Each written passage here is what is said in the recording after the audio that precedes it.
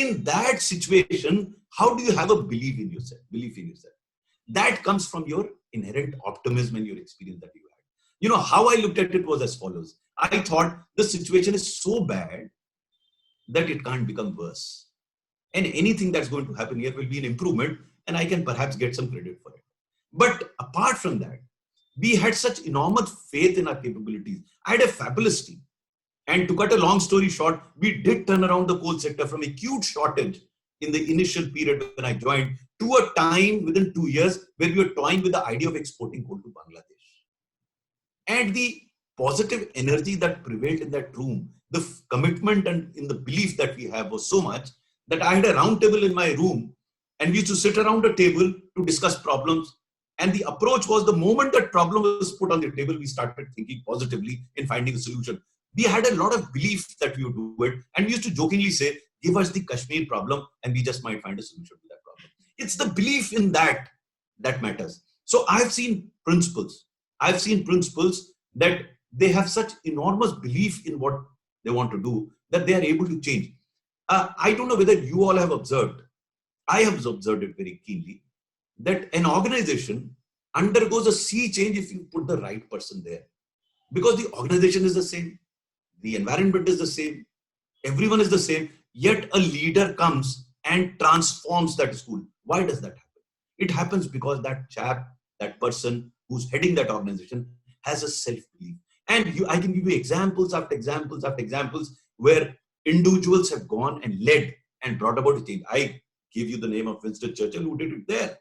Amidst gloom, he transformed England into a positive thinking country that took on Germany when the entire Europe had collapsed. So, it's a question of having belief in yourself. Even the Mahatma, he had a belief in himself that he will fight the British and he will be able to do that. Until he had that belief in him, I don't think he would have brought about the change that he brought about ultimately. Next one, please. Now, this, of course, is extremely, extremely important. If you have a belief, these are all related terms. Not pure belief will not help. I mean, you may believe and keep it to yourself. You have to be passionate about doing it. I had mentioned about Rhonda Byrne and what she says in a book, and that comes out in other books, similar books also. She says, if you have a passionate concern about an issue, if you are passionate about it, the whole world will conspire to make it happen. And this comes out beautifully also in the book by Paulo Coelho, The Alchemist.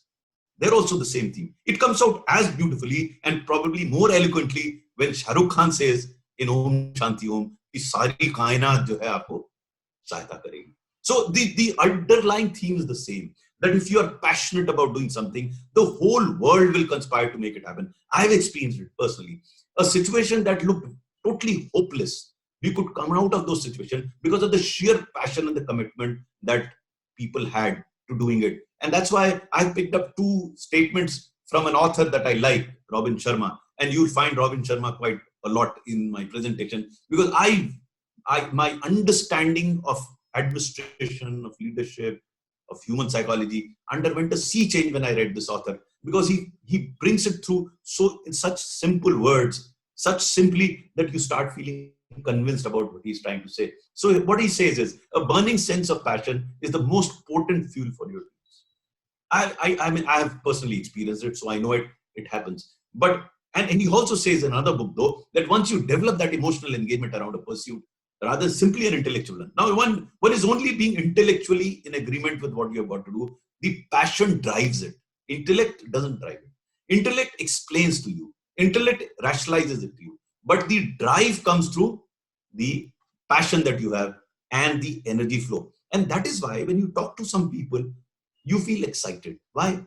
Because you discern passion in his way he's speaking. And I even at the cost of digressing a bit, I found